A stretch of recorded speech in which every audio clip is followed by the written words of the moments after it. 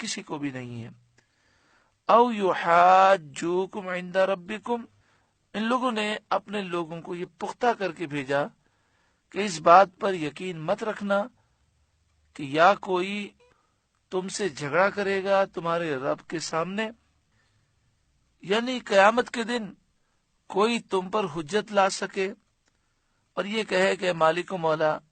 یہ سب کچھ جانتے تھے پھر ایمان نہ لائے، تو اس بات کی فکر بالکل مت رکھنا، کوئی قیامت کے دن تمہارے رب کے سامنے تم پر حجت نہیں لا سکے گا، کیونکہ تم اللہ کے محبوب ہو اور تم تو ڈائریکٹ جنتی ہو، صرف چند دن جہنم میں جاؤ گے اور پھر تو جنت میں جانا ہے چاہے جو کچھ بھی کر لو۔ تو اس طرح انہوں نے ایک منصوبہ بنایا کہ ہماری ایک جماعت حضور کے پاس جائے گی، اور اس جماعت کو انہوں نے پختہ کیا کہ کسی کی بات پر یقین مت رکھنا، بس یہی سمجھنا کہ تم حق پر ہو، اور اللہ تعالیٰ نے توریت کے علاوہ کوئی کتاب آسمانی یعنی انجیل اور قرآن پاک اللہ تعالیٰ نے نہیں اتاری۔ اس طرح کی سوچ دے کر وہ صبح بھیجنا چاہتے تھے اور یہ سازش کرنا چاہتے تھے، آیت نازل ہو گئی، ان کا راز فاش ہو گیا۔ قل اے محبوب آپ فرمائیے، ان الفضل بید اللہ، فضل تو اللہ ہی کے ہاتھ میں ہے، یؤتی من یشاء، اللہ جسے چاہتا ہے عطا فرماتا ہے، واللہ واسع علیم، اور اللہ وسعت والا علم والا ہے، یختص برحمتہ من یشاء، اپنی رحمت سے خاص کرتا ہے جسے چاہے، یعنی نبوت اور رسالت جسے چاہتا ہے عطا فرماتا ہے۔ نبوت اور رسالت اللہ کے فضل سے ملتی ہے، اس میں محنت و مشقت کا کوئی دخل نہیں ہے۔ واللہ ذو الفضل العظیم، اور اللہ بڑے فضل والا ہے۔ ومن اہل الکتاب من، اہل کتاب میں سے کوئی وہ ہے، ان تأمنہ بقنطار یؤدیہ الیک، اگر تو اس کے پاس ایک ڈھیر امانت رکھے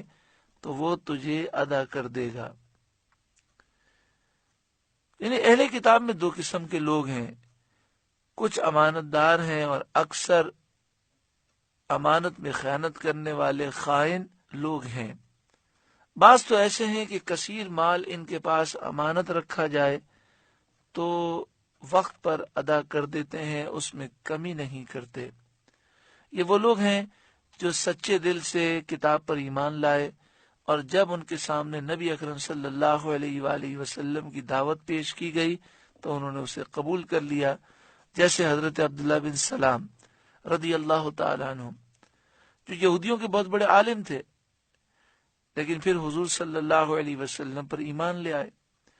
ان کے پاس ایک قریشی نے 1200 اوقیہ سونا امانت رکھا تھا، آپ نے اس کو ویسے ہی ادا کر دیا۔ وَمِنْهُمْ مَنْ إِنْ تَأْمَنْهُ بِدِينَارٍ، اور ان میں کوئی وہ ہے کہ اگر ایک اشرفی اس کے پاس تو امانت رکھے، لا یؤدیہ الیک، تو وہ تجھے واپس نہ کرے گا،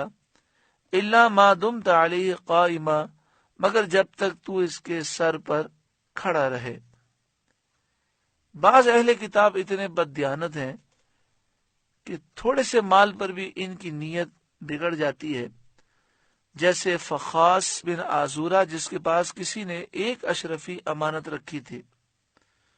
جب مانگنے کا وقت آیا تو اس سے وہ مکر گیا۔ یعنی جب بھی دینے والا ان کے پاس سے ہٹ جائے تو فوراً یہ امانت کو ہضم کر جاتے ہیں۔ ذالک بانہم قالوا، یہ اس لیے کہ وہ کہتے ہیں، لیس علینا فی الامیین سبیل، ان پڑھوں کے معاملے میں ہم پر کوئی مواخذہ نہیں۔ یعنی کہتے ہیں کہ ہماری کتاب میں یہ لکھا ہے کہ توریت کے ماننے والے جو ہیں، ان کے علاوہ جتنے بھی ہیں جو توریت کو نہیں مانتے، وہ ان پڑھ ہیں، ان کا مال جس طرح بھی ہضم کر جاؤ کوئی حرج نہیں ہے۔ وَيَقُولُونَ عَلَى اللَّهِ الْكَذِبَ